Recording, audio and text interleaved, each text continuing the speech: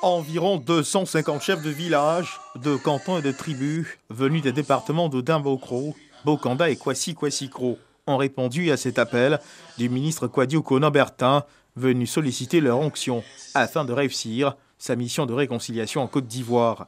La démarche par laquelle il nous a trouvés aujourd'hui est une démarche traditionnelle.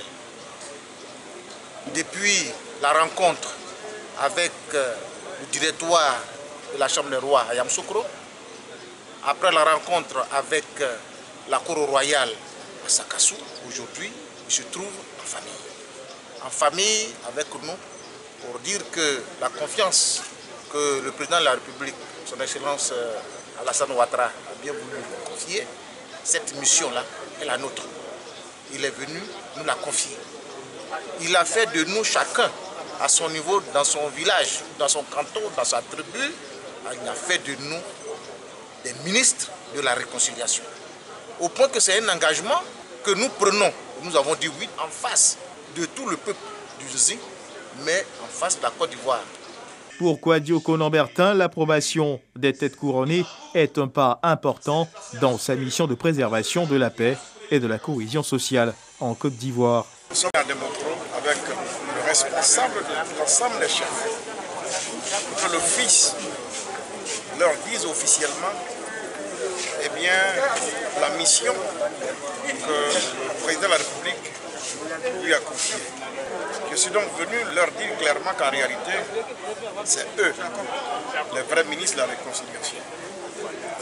Nos parents l'ont accepté, en profitant également pour recueillir eux leurs avis, leurs suggestions pour enrichir notre feuille de route. Parce qu'après, nous allons donc nous mettre au travail.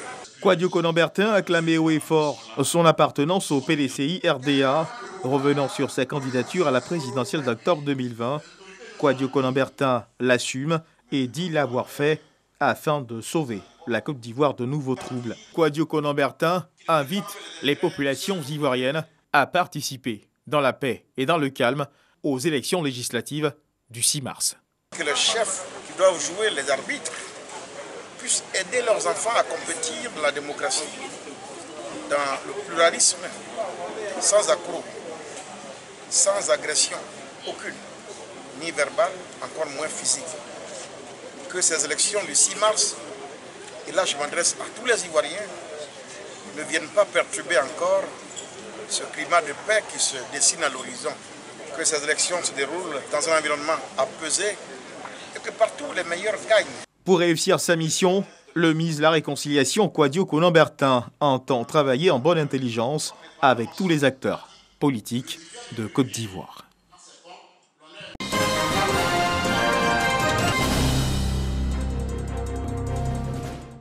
La Marine nationale de Côte d'Ivoire et l'Académie régionale des sciences et techniques de la mer formalisent et mutualisent leurs liens de coopération, d'où la signature de la convention cadre de partenariat pour sceller leurs visions communes et leurs intérêts communs.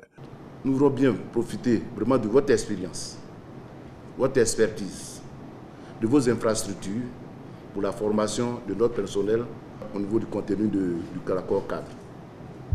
Parallèlement, pour exercer le métier du marin, on a besoin d'un certain nombre de rigueurs.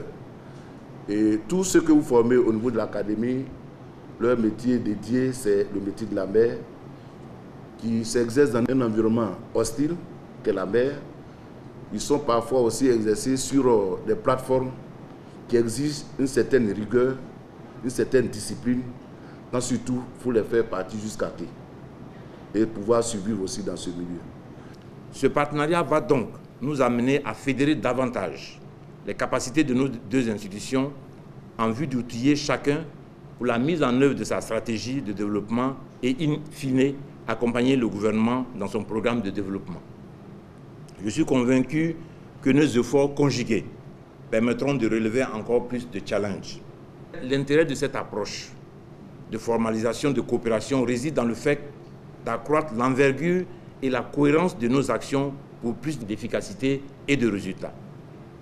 Elle vise également à élargir le champ d'action des projets existants entre nos deux institutions, l'Académie et la Marine nationale. La convention signée vise des objectifs spécifiques dans les domaines de la formation avec le renforcement des capacités des personnels de la Marine nationale par l'Académie régionale des sciences et techniques de la mer, la formation pratique des élèves et auditeurs de l'Académie régionale des sciences et techniques de la mer au sein des structures ou sur les installations, ateliers, vecteurs et engins nautiques de la Marine nationale. La mise en place d'un cadre de recrutement des diplômés de l'Académie régionale des sciences et techniques de la mer au profit de la Marine nationale. Le recrutement du personnel de la Marine nationale comme instructeur et encadreur à l'Académie régionale des sciences et techniques de la mer. L'autorisation d'accès aux navires, engins et installations de la Marine nationale pour les stages et travaux pratiques des élèves et des auditeurs de l'Académie régionale des sciences et techniques de la mer et l'autorisation d'accès des personnels de la Marine nationale aux installations et infrastructures de l'Académie régionale des sciences et techniques de la mer.